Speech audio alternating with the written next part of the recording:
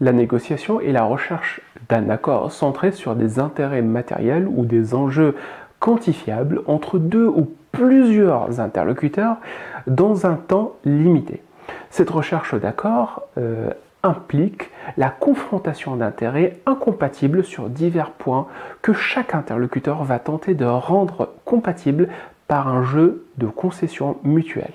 La négociation est l'action de négocier, c'est-à-dire traiter affaire avec quelqu'un, discuter sur les conditions d'un arrangement afin de parvenir à un accord ou une convention satisfaisante pour toutes les parties.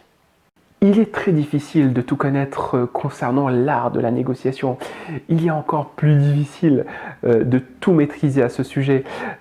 Vous avez besoin de plusieurs dizaines d'années de pratique et d'erreurs commises autour d'un nombre incalculable de tables de négociation afin de pouvoir peut-être se prétendre négociateur chevronné. Et malgré tout ça, tout le monde n'y arrive pas. Aujourd'hui, vous pouvez trouver des centaines de livres, de formations, de séminaires, d'articles, des professeurs ou animateurs professionnels qui abordent le sujet de la négociation avec chacun une approche différente, des techniques, des astuces, des méthodes toutes différentes, parfois même contradictoires.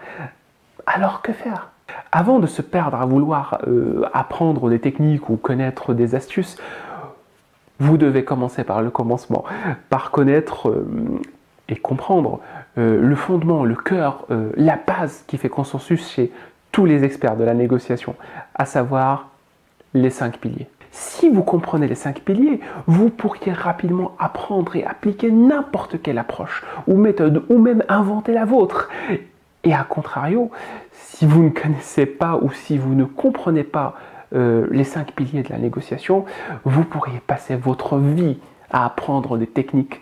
Votre négociation restera toujours inachevée, inefficace. Les 5 piliers sont les suivants: la préparation, les informations à disposition, l'attitude ou le relationnel, la valeur ajoutée et le pouvoir de nuisance. Ces 5 piliers sont les mêmes dans toutes les négociations, quelle que soit la nature de la négociation, sa durée, son sujet, son contexte ou ses interlocuteurs. La préparation, c'est le pilier central. C'est la colonne vertébrale d'une négociation.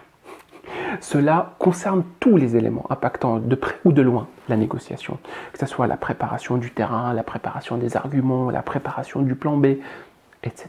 L'information à disposition, c'est toute information pouvant servir à l'un des interlocuteurs durant la négociation. Que ce soit des informations sur l'autre, sur le contexte, sur les concurrents, etc.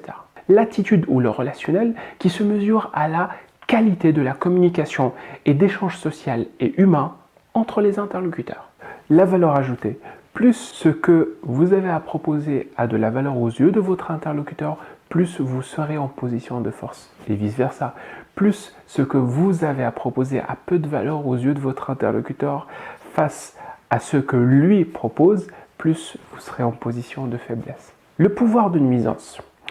Votre pouvoir de nuisance se mesure à l'impact négatif sur votre interlocuteur en cas d'échec de la négociation.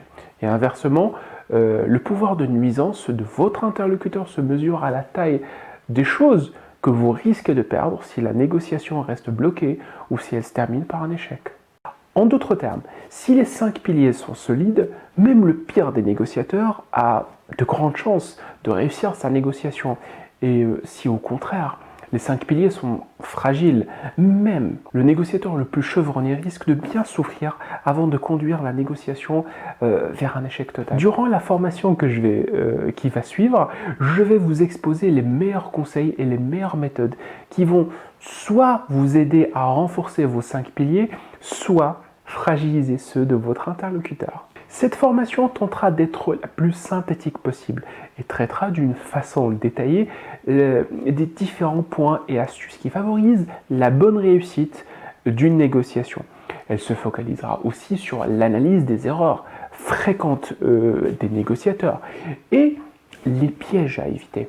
Et pour finir, je vais vous faire une approche pédagogique de 3 sujets concrets de négociation.